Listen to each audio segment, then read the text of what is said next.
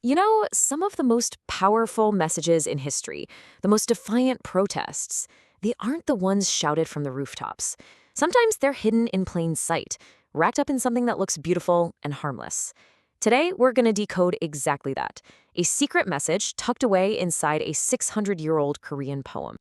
So on the surface, these words from the poet Kwon sound pretty idyllic, don't they?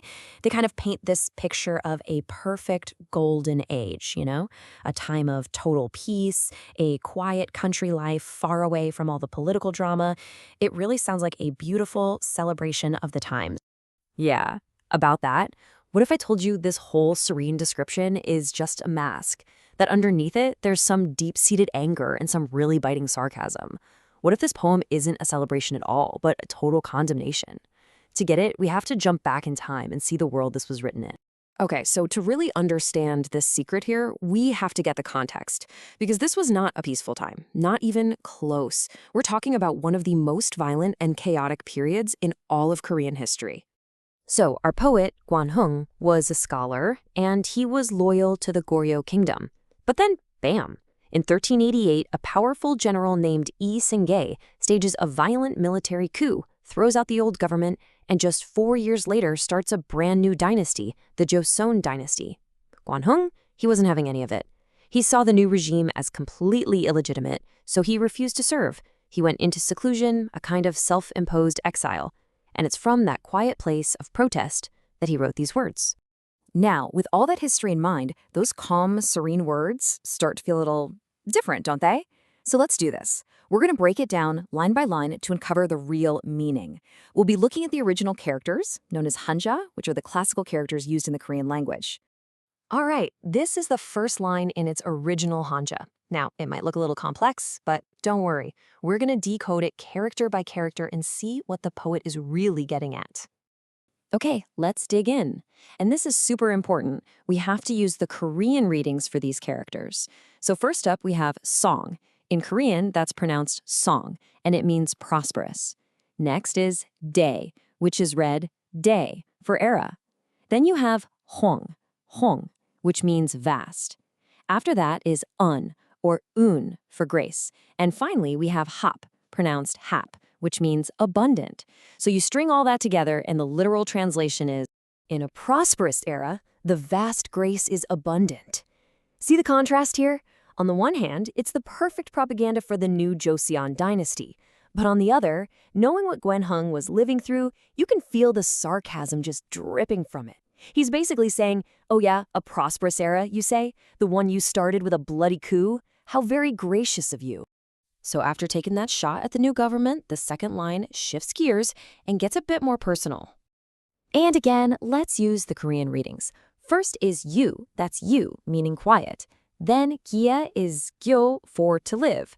After that, we have ya, pronounced ya, which means rustic or wild. Next up is tree or tree, meaning charm. And we finish with jung, which is jang, for long or lasting. So living quietly, the rustic charm is long-lasting. So this is so much more than just a pretty line about nature. This is a bold political statement. By choosing this quiet, rustic life, Heung is basically shouting to the world that he refuses to be a part of the new regime.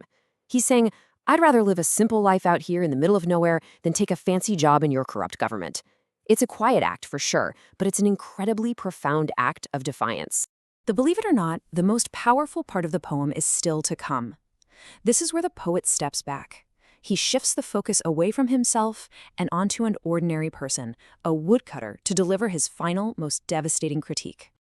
And here he is. This is the line that introduces our key character.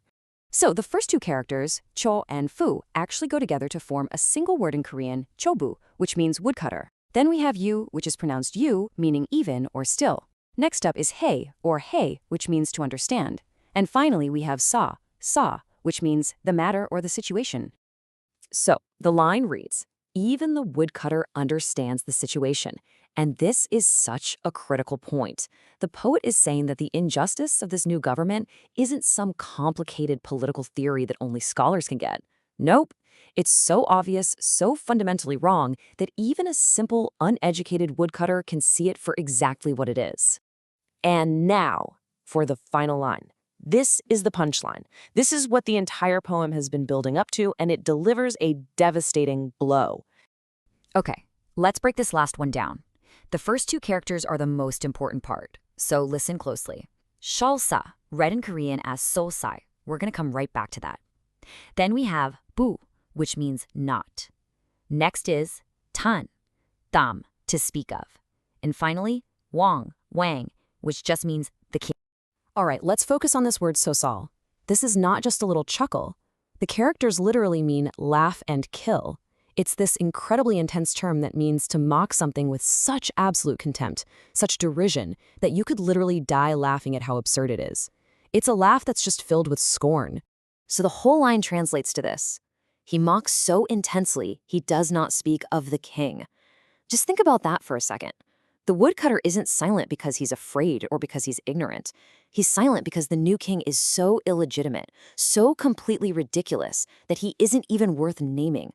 To say his name would give him a legitimacy he absolutely does not deserve. So this silence, this is the ultimate insult. And this right here, this just brilliantly illustrates the poem's central theme, the incredible wisdom and profound power that you can find in what is left unsaid. So what does this 600-year-old act of defiance really teach us? Well, it shows that true integrity isn't always about making a loud noise. Sometimes it's about the quiet refusal to go along with something that's wrong. It teaches us that strategic silence can be way more powerful than any speech because it denies legitimacy to people who crave it. And it's a great reminder that wisdom isn't just for the elites. Often, it's the woodcutter, the person with common sense, who sees the truth most clearly. And of course, it proves that satire is one of the sharpest weapons you can use against a power that takes itself way too seriously. And all this leaves us with a pretty big question for our own time. I mean, we live in an age of constant noise, right? Everyone's got an opinion, everyone's posting, and there's this huge pressure to always take a side and speak out. But Kwon Heung's poem reminds us to ask something different. In a world that's always screaming for our attention, what power can we find not in adding to the noise, but in choosing our silence?